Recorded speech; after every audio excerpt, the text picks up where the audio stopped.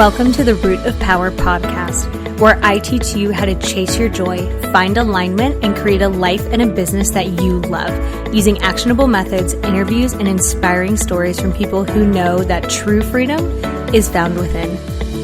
I'm your host, your always hype woman and sometimes ass kicker, Amanda Chills, and I am so proud of you for choosing to step into your power. Come along, we've got dreams to build.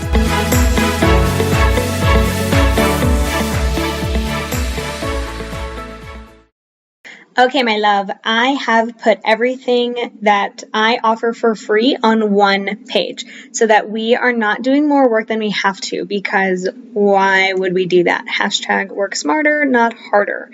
So livemyhappyhealth.com/free. You are going to find everything I've created for not only leveling up in your personal life and building a life that you love, but leveling up in your business life and building a business that you love.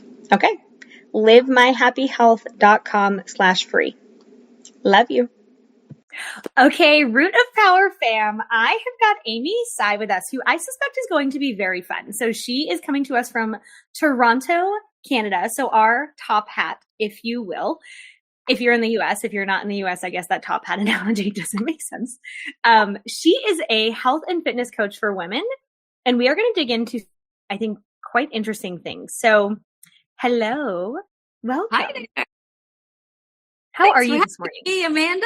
Yes. No, thank you for being here. Like, I was just telling my last one how much I love podcasting, because I get to talk to people who, like, I would probably never meet in real life. And yeah, it's just awesome. I get it. Like, it's fun. It's fun, right? It's so fun. It's so fun. I never thought I'd have as much fun as I do now doing podcasts or being on somebody else's podcast. Yeah. Like when I was young, I very much wanted to be like Ricky Lake. Like I wanted to be a talk show host. And then I'm like, oh, okay, we kind of doing that thing. How did you get into fitness coaching? Well, believe it or not, I walked into a gym when I was 16 and I was like in love. Yeah. I love when it hits that early. Like some people just get it early and it's like, oh, okay, I'm just going to do this forever. Like, awesome. Yeah. And, so I walked into gym, I fell in love. I was like, oh my God, wait, look at all these people and look at all these hot boys, right? I was like, like, come on, right? And then from there, so I've been in the gym since I was 16, but I probably didn't start, teaching classes and training clients till I was probably in my mid-20s. And then so I was in fitness for a very long time, up until recently. So fitness was part of my work. And I transitioned more into a coach role probably about 4 years ago. So, fitness has become a smaller part of what I do.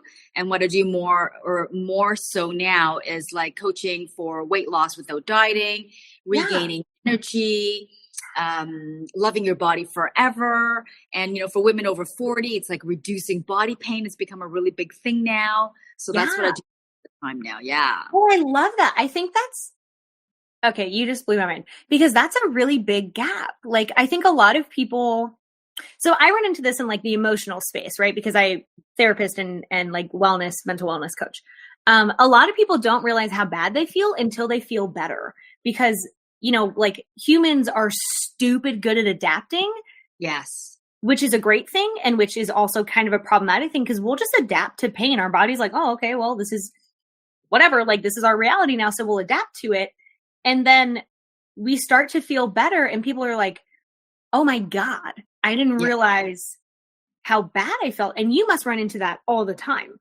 All the time, all day long. And for women over 40 and for women over 50, body pain is a huge category. And all of a sudden weight loss has dropped off because, it kind of gets, thrown by the wayside because they're in so much pain.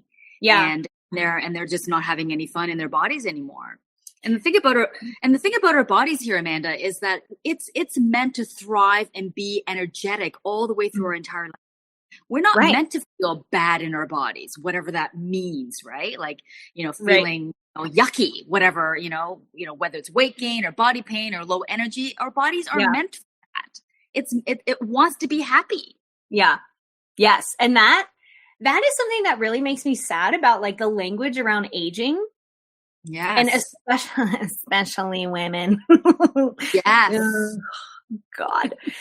So, but so much of the language around aging is like a slow decline. It Yeah, just seems like the language around it is so hopeless. Oh, I you better agree. give it up. You have to stop doing what, who are you to try and hike or, and then you have these stories of people doing these like really incredible, like I was just watching a YouTube video about a 99-year-old marathoner. And I'm like, okay, listen, this bitch ain't running a marathon. Like, never happening. But like for a 99-year-old to do, and we're like, oh, that's so amazing. That's so rare. That's so rare. But like, Yeah, my dad is 80 years old and can outwork anyone I've ever met in my life, me yeah, included. Like, yeah, and I'm 32. So like when you do the right things, and this sounds like the role that you take, when you do the right things, when you heal your body, and it's very simple stuff, right? People don't know. We're going to get into it, but like when you do the right things, your body's like so incredible. And it yes, doesn't have to be this slow decline. yes. I mean, think about the language that you're absolutely right about the language. Think about, Yeah. amongst our friends and amongst our social circle, the Mm. types of words and things that we say to one another, Yeah. and it becomes part of our language. We don't even know why we talk that way, other than the fact that that's how everybody else talks. So that's how we talk. Right. And that's what we grew up in, right? And I noticed it when I started getting into like intuitive eating, food freedom. So I'm 32, so like the physical Mhm. aging language hasn't really hit yet. Yes. But I do have friends who like have chronic pain and they're like, "Oh, this is just the way it is." And I'm like, "But why? Why does Yeah. it have to be the way it is? Like why can't you just fix it?" I don't understand. But like I realized when I started not working in an office environment anymore how obsessed women are with food Yeah. and dieting. And I'm Yeah. like, "Oh my God," which, long term, and you can talk about this because you do hormonal work, Yeah. long term wrecks your body. Yes. Wrecks That's your right. body. Then you have how much pain because you're under eating, you're underfed, you're malnourished, you eat garbage. Like the amount of people who are like, "Oh, I have a friend and I'm going to call her out." She's doing like Optivia, whatever, like the meal bar Oh, replacement things, and they market it as like fuelings. And I'm like, I fucking hate this company. yeah. But she's like, "Oh yeah, I eat 5 bars a day in one meal," and I'm like, That's not. that's not Yeah. food. That's not food. Like, what are you? No wonder you feel like garbage, and when you come off of it, you gain weight back. Like you're eating protein powder, Yeah. which like has its place, but if that's what you're eating for 5 meals out of the day, like That's right. 5 fuelings, which is whatever garbage marketing term, but I'm like, you don't feel good because you're not eating real food because you're Yeah. not moving your body, like, And and you must do that all the time. how happy is she? She can't be that No, happy if you're eating 5 bars. I mean, that gets started pretty easily, right? You know what I no, mean? and It's like, then there's all this guilt. Yeah, all this guilt when she eats real food, and it's like, oh my God, the emotional roller coaster. And then you add in, sorry, I'm going on a tangent and then I will be okay. quiet. Like, and then you add in like that when you start getting older, your body changes and all this like language around aging gracefully and like blah, blah, blah. And then you have like J-Lo, who's like a fucking, I don't know, superhuman. So you're like, that's what I'm supposed to look like at 50. Oh my God, what is happening? I would like to look like that at 32, to be fair. Like, J-Lo, please get out of my life. Like, she works way harder than I'm ever willing to do, so that's fine. But I don't remember what the point that I was making, but like, yes. So all of Oh, those things compound, and then women's bodies are wrecked. And how long does it take you when people start working with you to just heal before you can even do any like body composition changing work?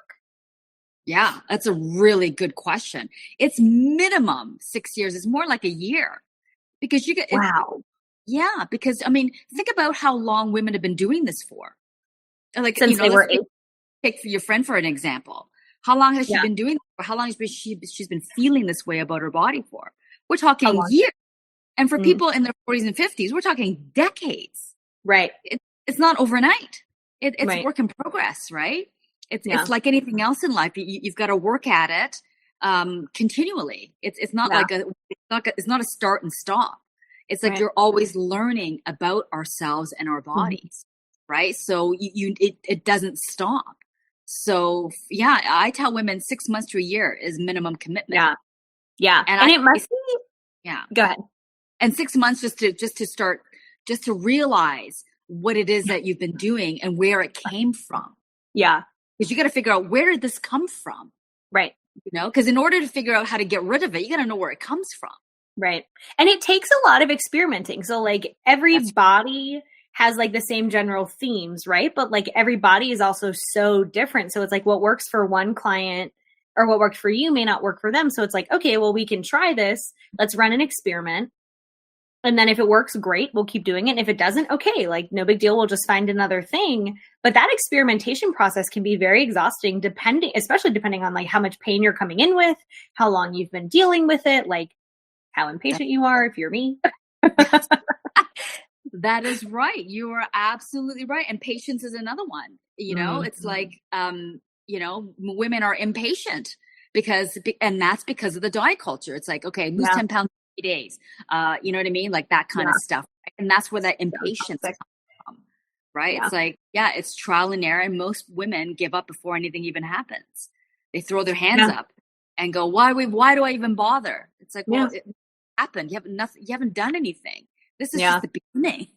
And I think it's so sad because then we like blame ourselves, right? We think something is wrong with us. Right. Not understanding that like the messaging and the, like, I'm going to put this in quotes, like the education, the information is, a lot of the information is garbage and it's unsafe. And people don't realize because they don't have any education in this area.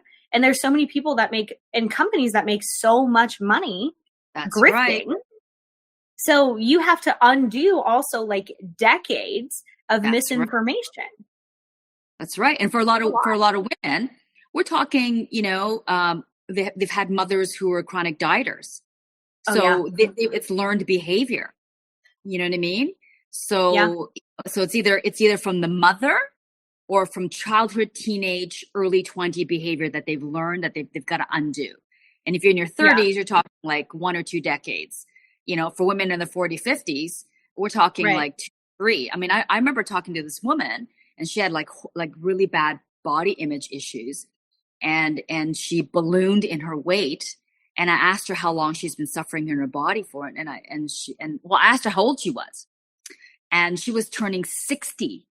She was turning 60. Wow. And I said, she was telling me her body image started when she was a teenager. We're talking 5 decades. 5 of decades. Hating. Oh, of hating. That makes me so sad for her. Like, and what that does to your body, right? So like how many women come in with crazy inflammation, they start healing that, and they, not unintentionally, but like a side effect of that is that they lose the weight because your body, like when you have chronic inflammation, hello, you're carrying extra weight. Like your body is not doing well. So it's going to hoard resources. Yeah. And so then they're like, oh my God, I lost the weight. And it's like, yeah, we have to heal the root problem. Right. And hating your body is stress. Yes, that's right. Hating your body is when you hate your body, you don't want to pay any attention. You don't want to look at it. You don't want to weigh it. You don't want to wear clothes. You don't want to do you don't want anything to do with your body. So what happens is you're completely disconnected. And when you're disconnected, there are no answers there. You're seeking answers outside of you. Hey, what are you doing to lose weight? Hey, what are you doing for inflammation? Right. Hey, what are you doing? Versus asking yourself, like, what's working and what isn't. So that's what happens when we hate our bodies. And that's what I tell women, like body image and weight are 2 separate issues. We all know women lost weight and still hate their bodies. We all know women that haven't lost weight and still hate their bodies. But, do you know what I mean? So they are 2 issues, and you have to love your body exactly the way it is, whatever that may be, size, shape, age, and whatever the other one is. Yeah, whatever it is, you have to begin to love your body first, because when you love your body, you want to take care of it. So if you've got kids, you love your kids to death. Well, you will do anything for your children because you love them to death. Well, if you love your body the way it is, then you're going to take care of it. You're going to do all the things that it needs to feel good, right? And that's the biggest thing. And that's why, women have, and people are like, oh, well, I'll be happy when I lose weight. It's like, no, you have to be happy now. Being Right. happy is a decision that you make. It's not, Right. it's not dependent on your shape or size or weight or whatever it is. Right.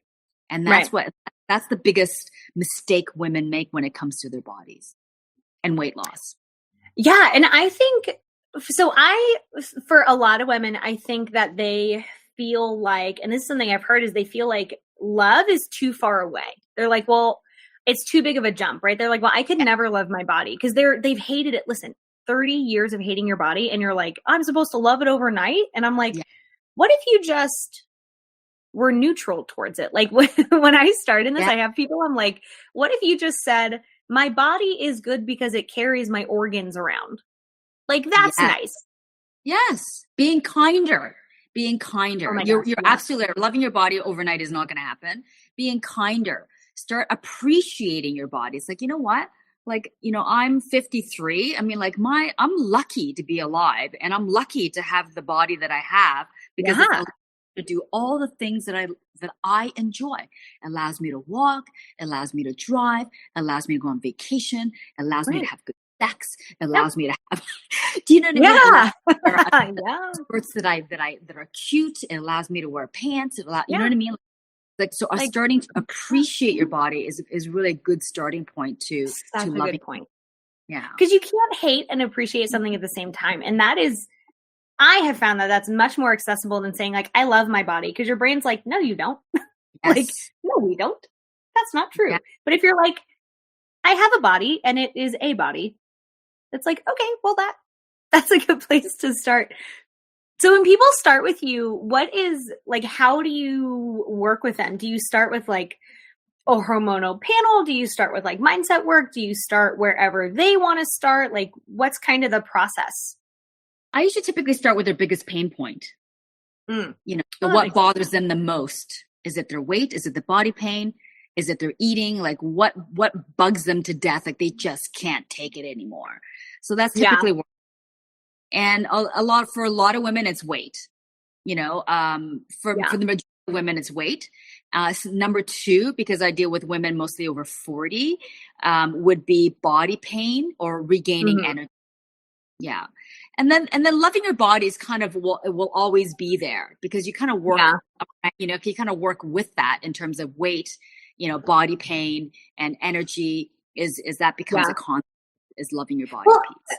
And I don't know if you see this, but I find that that's kind of a byproduct. Like, I don't even focus on self-love or body love because I'm like, no. Like, we don't need to focus on that because that's going to come. When you take care of something, your brain automatically goes, oh, well, I must love this thing because I'm taking care of it. Yes. So it becomes kind of a byproduct anyway. Yes, absolutely. Absolutely. So for a lot of women, it's weight loss because they've been struggling for years. If you're over 40, all of a sudden you've got hormonal to deal with that makes it harder to lose weight, because what ends up happening is whatever you were doing before in your 20s and 30s used to work, call it dieting or whatever it may be. Yeah. And all of a sudden 40, it's like, wow, that doesn't work anymore. Yeah. So so they feel kind of trapped in some ways. Like, how come it doesn't work? And what used to work doesn't work anymore. It's like, So what are some of the most common pains that you see? Pain? Like, you mean like a body pain? Like physical pain, yeah. Yeah, like the beginnings of arthritis, joint pain, hands and wrists, knees. Knees is a big one. Definitely wrists and knees. That's so young for that. Yeah, and the thing is it's all inflammatory, right? Like aging is inflammatory, let alone what you put in your mouth. Right. and like everything it contributes to it, so if you're not getting the sleep and rest that you need, it's going to affect your joints. Right. What you put in your mouth is going to affect your joints. Your level of stress is going to affect your joints, right? And we've become such a society of stress mongers. We don't even know we're stressed anymore. We actually don't even know. It's become part of our day-to-day life, and also it's become a little bit of a badge of honor. I've done so much today. I've just piled stuff on it. For women, that's what we do. We take everything on. And then you take everything on until you can't take it anymore, until you're like riddled with pain and, you're your weight and you're tired all the time. And that's when Yeah. women start to take care of themselves or make changes. It's when Yeah. they're feeling bad. And what we should be doing is doing it when we feel good because it's easier. Right. Right. It's easier to do it at a 3 than a 10. And Yeah. when you talk about losing that connection to your body, that's one of the side effects, right? Is like you can't tell when you're at a 3. You can't hear your body at a whisper because you're disconnected. You can only hear it when it's screaming. And I tell people all the time, like, you don't have to listen to your body. It'll shut you down. Like, that's right. Your body's smarter than you. It's not going to let yourself die. It will shut you down. That's right. It will shut you down. And here's the thing is when you start tuning in, like, we all know diets don't work, right? We all know that. However, people don't know that. People don't. Well, you're right. People don't know. They're still trying. They're still trying, and it's not working. And here's the thing: is when you become more aware of your body, you can actually heal your body. Never mind weight loss. Weight loss is like a no-brainer. Yeah. You can actually heal your body. Like meaning if you have chronic pain, if you've got gut-related issues, joint pain, if you got muscle aches or whatever, you can actually heal your body. You can heal yourself from chronic disease. Yeah. That's how powerful our bodies are. That's how disconnected we all are because, everybody's suffering from something these days. Yeah. Wouldn't you agree? Most people. Yeah, for sure. Yeah. Most people are. I also find too that many people are very stubborn about their suffering. Because, if you, along this line too, if you've tried, quote unquote, things that were never designed to work, it's not a mistake that the supplement industry, the pharmaceutical industry, it's not a mistake that those are multi-billion-dollar industries. They're not designed to work themselves out of a job. There's a reason. So when you try these things that were never designed to work, where you have all this misinformation, and just now the research is starting to come out about the gut and how important and how to heal it. Eastern medicine has known for centuries and centuries and millennia. Western medicine is its own brand of problematic, but that's fine. But when you try these things that were never designed to work, we take it personally and we say, oh, it must be me. It must be my body. It works for all these other people, quote unquote, because you see, Instagram influencers that it works for, or the one person who has such an extreme body that they're like, oh, I take this supplement. And you're like, oh, well, I want to do that. And we take it personally, and it's not us. Those systems are not designed to work, but they're designed to get you to buy the next thing. That's right. You're absolutely right. The best thing, for this is what I tell people, and this is what I've noticed over the years as well, and it's gotten better, is vegetables is the key to health. It's key to weight loss. Right. It's key to real food and vitality. And it's also, also the fountain of youth. If you want to take 10 years off of your skin, because that seems to be, it's not in a pill. It's not in a liquid form. It's not in lotions and potions and whatnot. It's actually in consuming more vegetables. Yeah. And that's and water. Yeah. And water. Drink some damn water. and I've been, I look at people's eating habits over the years, and that's how I, help them. And when I look at their eating habits, I would probably say over the 25 years, I would say the amount of vegetables that people eat are probably around 10 to 20% of what they consume in a day. Wow. 10 to 20%. It's gotten better over the years since paleo.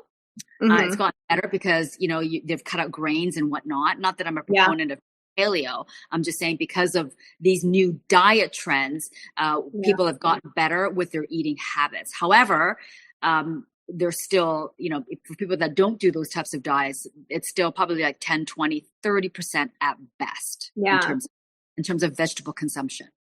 And which is wild, because when you eat maybe we can talk about some of the anchors for you, really pillars that you're you put everybody on, right? And so like That would be one of them. Yeah. Eat That, food that comes from the ground. Or yes. at some point was alive. Like, yes. if people do that and nothing else, and drink water, right? Most people don't drink enough water. But like, if you do those three things, it's like you can get such good results literally just shifting those three things. Eat something that was alive at one point. Yes. And drink water. That you're absolutely right. And the crux of that would be, you know, if you're eating a lot of processed food, and there's nothing wrong with processed foods. I believe in eating all the things you love. You know, include fast food. I like my potato chips. I like my French fries. The thing is if you're always eating high and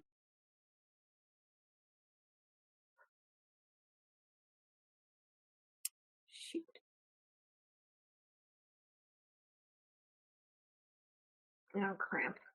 food, and then you go to eat vegetables that don't have a lot of flavor, according to them, because of discrepancy between the two. It's really hard to transition. So I always try to tell people, eat the vegetables you love and enjoy. And if you don't love and enjoy, vegetables that you like or can tolerate. You know? Right. Because I've come across people where they tell me they don't like to eat vegetables. Yeah. And they never outgrew their 6-year-old self. And I said, well, you have to learn how to eat vegetables. And this couple particularly, this was years ago, they didn't like to eat vegetables. So they discovered smoothies. And smoothies was something they can tolerate because they can put all the things that they love and mask it with fruit. They enjoy more fruit people than vegetable people. And I said, okay, do that. Whatever you got to do to get some vegetables into your body.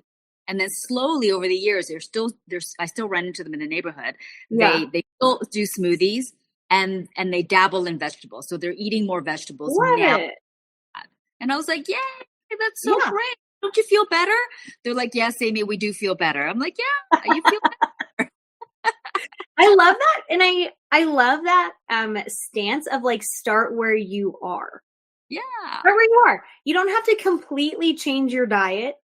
We just need to make shifts that are more aligned with what you want.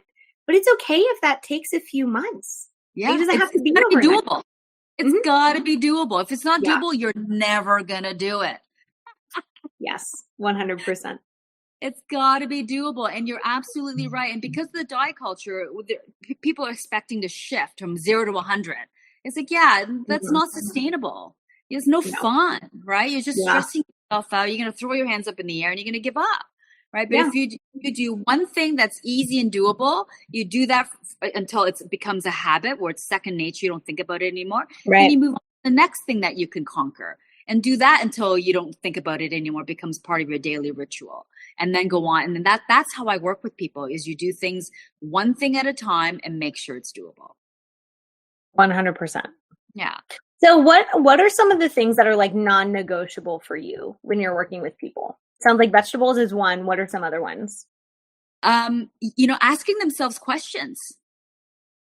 That's a big one because people are so tuned out of their bodies. It's from not asking themselves questions. How are they feeling? What are they thinking? What's going on in their life?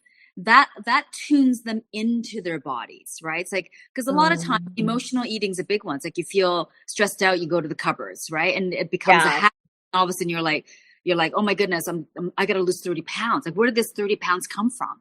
That's from being tuned out, right? Yes. So like stopping yourself, like I call it the 5-second rule. Stop for 5 seconds, go, am I hungry? Am I actually even hungry? And okay, I am. Okay, well then grab yourself something to right. If you're not, then like, well, what am I feeling? What's going on? What's going on with work? What's going on with family? What's going on? What am I feeling that's driving me to the fridge or the cupboards? Yeah.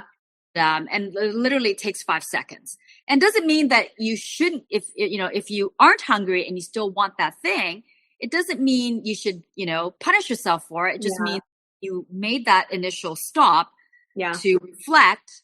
And if you still reach for the food, that's okay because that can take time too. Yeah. And it's a more. Yes. Sorry. Go ahead. No, go ahead. That takes time too. It could be like the 6th try before you go, okay, you know what? I'm not going to eat this because I really am not hungry. I'm going to reflect on how I'm feeling today. What's going on? Yeah.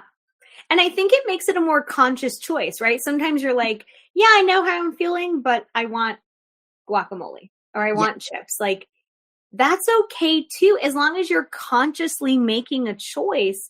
And I love that you're talking about embodiment versus disembodiment, Hmm. because that is so much of the work is like, can you ask yourself what you need and give it to yourself? And I think a lot of people don't realize how tied in food is to self-soothing behaviors. Like, oh, you feel it's like in popular culture too, right? Oh, you had a breakup, down a tub of ice cream.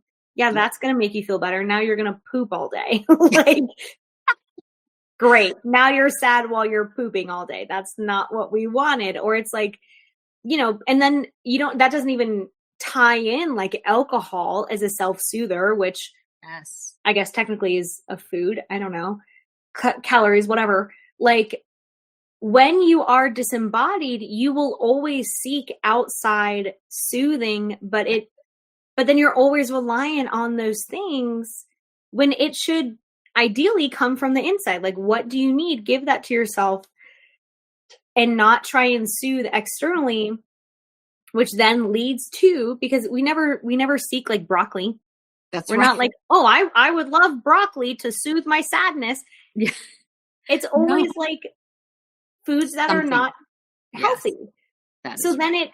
it contributes more to feeling bad. And then when you feel bad, you seek the comfort foods. And it's this like horrible, vicious cycle that people don't even realize they're trapped in, which is Yes. sad. Which is sad, which is sad. And a lot, and you're absolutely right. And people wait till they're, not too late, but wait till they're suffering too long. It's like, do it now. Yeah. Do it when things are good. It's so much easier. It's so much easier. Can you imagine? It's like you're feeling. I've had women come to me and tell me that they went to the doctors and they have now cervical cancer or some cancer Oh, down in the uterus. And I asked them, how long have you noticed like this feeling in your lower abdomen? yeah. They'll tell me like 9 months, a year and a half. Wow. Yeah. And next thing you know, they've got cancer of whatever. And Yeah. now this panic, stressful, fearful state. Yeah. And it didn't have to be that way. Right. You know, And and it's in much Canada easier we to have, do it. yeah, and in Canada we have healthcare. We have free healthcare. Right. And free healthcare doesn't mean people go. Free healthcare, a lot of people do not go. Yeah. Well, I think any healthcare people like, I think a human's capacity for suffering is so high. Is so high. Like, we will just suffer. And it's Yeah. like, you don't have to. And people are like, no, that feels fake. Yeah.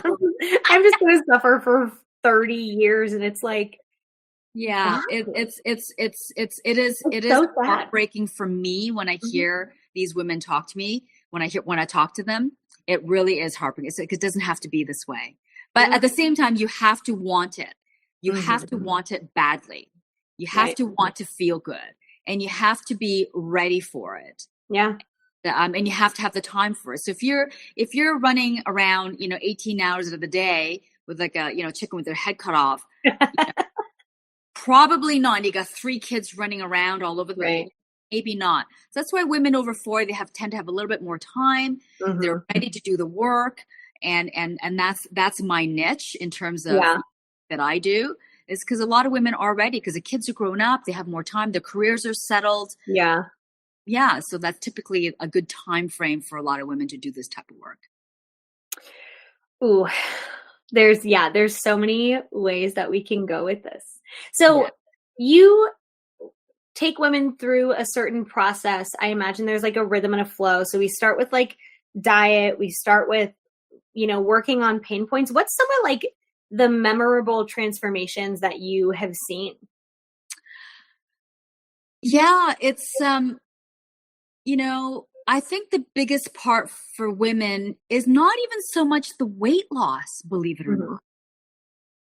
not. It's that they feel good in their skin. They're happy. They're Yeah. happy, and they know what works for them and what doesn't. They can make Mhm. the right decision. They are more happy about that than the weight loss, believe it or not. Yeah. They've Because been it's such a release. Yes, it's such a release. Yeah. It's almost like a puzzle that they've figured out. Mm-hmm. And that's really what our bodies are. We don't take the time to learn about ourselves and to learn about ourselves and about our body and who we are. Yeah. And that's what weight loss and getting rid of body pain or weight or loving or whatever it may be. It's really about knowing who you are. Yeah. And what makes you happy. Yeah, women love to go for walks. It's like, yes, go for walks. Absolutely. Live your dream, boo. Your dream. It's a great, great activity. Yeah. But the women that don't walk are poo-pooing walking. It's like, no. You look at families who have dogs and, they're out walking. Yeah. And they tend to be a little trimmer. Walking is a great activity. Yeah. You cannot poo-poo walking. I mean, if you don't like walking, that's fine. But a lot of women enjoy it. I'm like, absolutely go for your walks. Yeah. And I just love the stance of like any movement is good, right? I think a lot of people want to do these like hardcore workouts without setting their body up appropriately. Like you have to work yourself into those. And they're like, oh, I'll just do 9 hours of aerobics every day. And it's like, or you could just go for a walk. Yeah. Like it's okay. Yeah, that no pain, no gain. Diet culture, Oh, hello. Gosh, right? Yeah. Who subscribes to no pain, no gain? I try to train my clients. I still have training clients. And I try to train my clients where they are not sore after. That's relatively new. Yeah. Like the idea that, and there's a lot of science behind that. Like we have been taught that soreness is the marker of a good workout. Yeah. But you don't really have to be sore to get the physical changes. No, you don't. Yeah. No, you do not. And typically, unless you're like Olympic power lifter, maybe that's what you're looking for. Sure. But for the general 80% population, no. If you can't walk, really, like, I think what would surprise a lot of people is really elite athletes don't train at a no, they do not 100% like power output. Like a lot of them are training at like 50 to 70%. Yeah, it's progression. Yeah, right. It's all based on progression, measured, and for the general population, if you want to measure, knock yourself out. But you don't have to. It should just be done for. You should enjoy your activity. Agreed. And that's the food you eat, and the life you live, and the partner you have. Like that's right. And I find that when people, so I don't really work with body image if it's like causing problems, and I work with a lot of women, so like that tends to go hand in hand. But what I have found is like once we start healing the trauma that they go through, once we start working on boundaries and confidence and taking care of yourself, like their body never changes, but they feel better about their body. They start dressing in clothes that they really like. They'll typically, like, if they're into makeup, they'll do their makeup more often. They'll I know we're really getting somewhere when I have a client change their hair and they're like, oh, like I got my hair done. And I'm like, okay, bitch, I see you. Like, yes. But it's a side effect. Like I almost never focus on the body unless they have like, disordered eating or like, a full blown eating disorder, which I do have some of that. But by taking care of yourself, like that becomes a byproduct. That's right. You're which absolutely is so lovely. And that's what I tell women is when you feel good, you look good. Mm-hmm. Right? Even if your body doesn't change. Yeah. You look good because they feel good. They stand differently. They have a little bit more energy. They walk differently. They talk differently. They dress differently and they look good.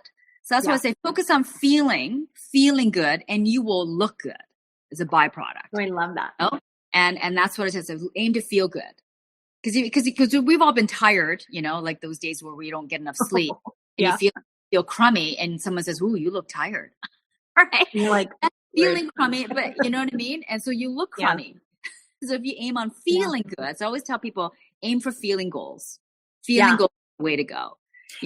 Be happy, have fun with your activities and do things that make you happy. That's it. I love that permission because again, so much of the messaging is like suffer, suffer, suffer. If you do these things because they work, it's like I don't run. Okay. I I ran one race and that was enough for me. I ran a half marathon one time, like 10 years ago, and I wanted to die. I've never been suicidal, but if I could have jumped off that bridge, my legs were like too dead to jump off the bridge, but I was like, oh my God, if I just died, I wouldn't have to run anymore and this would be great. So lucky me, I could not literally climb over the bridge, but I was like seriously thinking about it. But like, I don't run. But when I look at like runners, I'm like, oh, like that is a body composition that I tend to admire. But I'm like, I hate running. So I have my coach program sprints because, I'll run for 20 seconds, but like running is not for me. But if I force myself to do it because that's what you have to do to be fit, whatever it is that we believe about things, like I would hate it and I would quit and I would beat myself up and it would not be good. So like giving women, especially women, permission to like, hey, you know what? You actually get to enjoy your life. Yeah. Yes. It's okay. It's okay. And you're absolutely right. The fact that you don't enjoy, what's the likelihood of you doing it consistently? Not None. that likely. None. I had this woman I talked to. She's like, oh, I feel so bad all the time because her husband, who's super buff, goes down to the, down to the basement and, waits and does all this stuff. And he runs and he's like sculpted. I know her husband. I mean, get it, girl. So bad. And I was like, well, why? I said, do you have any interest in lifting weights and running? She goes, no, I can't stand it. I'm like, well, then what? I said, well, what do you enjoy? She goes, I love to dance. I said, well, there it is. I said, you gotta let yourself off the hook here. Yeah. You do what he does. If you like, you're just beating yourself up, making yourself feel bad. Yeah. Go do a YouTube video, go do a dance class that you love. Right. Just because, dancing, that's a great workout. Oh my gosh. Yeah. You're having fun. It's like being a kid and being out in the, when, back in the day where you just run out the door and you just play. Yeah. Right? It's just play and have fun. That's what fitness should be. Like physical fitness should be body movement, playing and having fun. Yeah. And I think people have discounted for so long, like the value of just more movement, right? Like it's not necessarily they have to like work out every day, like just move your body more. Yeah. And then people are like, oh, it doesn't have to be so complicated. And it's like, no, it really doesn't. That's right. You're absolutely right. Like back in the day when we used to go to the office, you can you can get off 2 subway stops or streetcar stops or bus stops earlier and walk the rest of the way, take the the elevators and the escalators and incorporate them that way. If you don't have time to dedicate 30 minutes or 40 minutes for a workout, incorporate that throughout your day. And that can do wonders. I mean, look at the Europeans. That's what they do. Yeah. Something I would do that when I would tell people would surprise them, I would stand to work and I would put my water on the ground. So like every time I was thirsty, and I drink a lot of water, I would have to squat. So I would end up doing like 100 squats throughout the day. Just because I was thirsty. And I was like, okay. That's a great idea. Right? Yeah. Environmental hacks work. Yes. Like they work. Now I work from home and I have a farm. So like, we're walking a lot or I'm putting the goats in who are out every day. Right. So lots of walking to put the goats in. They keep me very busy. Oh, so cute. How do you work with people? Do you do like one-on-ones? Do you have courses? Do you do group coaching? Like what's it like? Okay. So we do one-on-one coaching, private coaching, and we do group coaching. And my group coaching is small group coaching. Awesome. But they get lots of attention. So I don't take more than 8 on at a time. Amazing. So this gets a lot of attention. They can ask whatever they want, but it's still in a group format. And that's just to save some money. And then for those people that want the one-on-one attention, I do the private coaching as well. And are those both like 6-month containers? Yeah, 6 months to a year. Nice. That's the minimum commitment. Private coaching is 6 months. The group coaching, you can do the monthly option or you can do the yearly. So those are the options there. And then I also created I called it the intuitive diet. It's a little bit of a word play. Love. And it's a program that I created to help women, basically tune into the body. How do you tune into your body? What does that look like? what does that mean? Yeah. How do I wait without being on a diet? Right. So I I created, love that. yeah. I love that. I love that embodiment is becoming so much more well known. Like, Mhm. if people do nothing else but listen to their body, it's like you can get so much progress by just paying attention to how you're feeling.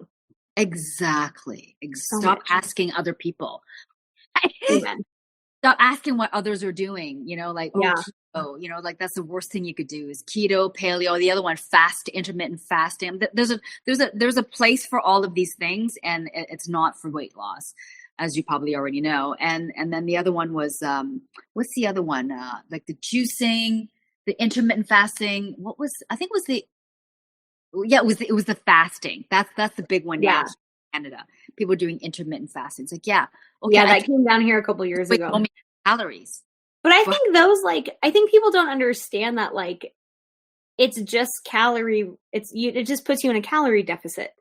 Like, that's all. Like, they work because you're in a calorie deficit. What I do like that paleo and keto and fasting has done is, like, one, it gets people to eat more whole foods. yes, it Like, does. You're that absolutely has been wonderful. But again, like, if you're not working with a practitioner who really understands what they're doing, I think paleo, like, you have more room to not be injured, like, to not be harmed. But, like, if you're not tuned into your body and you're just following these, like, diet rules, no matter what they are, like, you run the risk of damaging your body because you don't know enough. Like, yeah, because you're not tuned in enough, because you don't understand the science behind it, because you don't understand that, like, if you have a really stressful job and you're adding a diet that stresses your body out on top of that, like, yes, you're going to have problems. yes, And people just aren't knowledgeable enough to understand that. Like, the science behind those diets is solid, but it has to be done in the right way. It has to be done with somebody who knows what they're doing. And you can't be in an extreme calorie deficit if you're so stressed out and you're not sleeping. Like, yeah, that's you right. can't do it. I Yeah, mean, you can, but you're gonna pay a very high cost. yes. And for women over 40 who are, having hormonal Right. fluctuations, that's probably not a great thing to be Right. doing. Like, it can You be need, very, very costly. yeah, it's gonna wreak havoc more on your hormones, right? And it's One gonna cause, hundo. So and how do people work with you if they're like, "Ooh, Amy, you are my girl. I like what you say. I like how you say it." How do people find you? they can find me on Facebook under Fit and Fierce Over 40, or they can just like call me. How about like picking up the phone and calling me? They're just like, "What up? We talking?" And you're like, "Yeah." Yeah, so typically I'm on Facebook. I'm on Instagram as well, but Facebook is probably my main platform. Nice. I do have a public group, so public group that's open to everybody, and then I also have a private free group for just women only, and they can join the group, and there's lots of resources in there. You're welcome to come to that, and And we'll have those in the show notes. yeah, and I also have some freebies available. How to take charge over food. Those are three tools that I typically share with all of my weight loss clients, and that's really about. And so these are the foundational tools that I recommend. And one Yeah. of them is like the mirror work, like learning, like looking at yourselves in the mirror, starting to like yourself. Like yourself, love yourself. Mirror work is a big tool that I use. Reframing your thinking, like all the negative self-talk to a positive self-talk. Mm-hmm. That's in there as a tool. And then also the last one is path to guilt and shame-free eating, and that's a big one as well. Yeah. What? Yeah. All of those are just so freeing. Yes. You just stop hating yourself and beating yourself up. You feel so much lighter. You're just like, and people don't even realize, like, the burden, the emotional energy that sucks out of you. Yeah. We love Yeah. that. Yeah. So I can send you the link to that, Please. and you can share it with everybody. And that's all free. And if you have any questions, like, feel free to reach out. I'm here. Will you tell us your website? You know what? I have to tell you, I don't have a website. Will you tell us your Facebook group name then? I mean, you can go there, but there's nothing there. That's interesting.